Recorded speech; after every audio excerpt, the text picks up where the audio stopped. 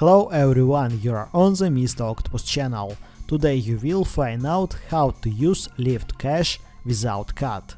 Let's go. Open Lyft.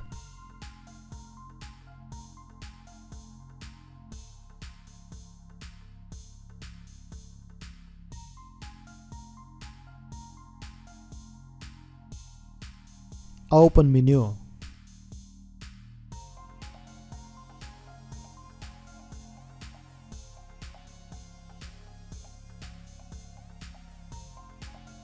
Payment. Add cash. Top up your balance. Link PayPal.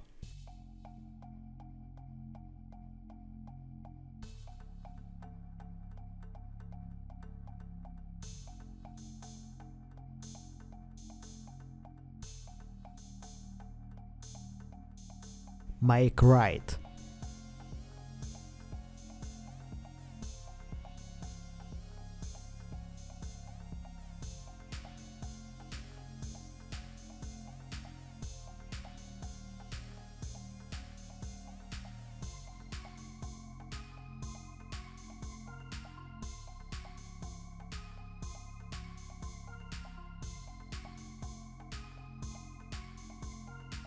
Use your balance as payment.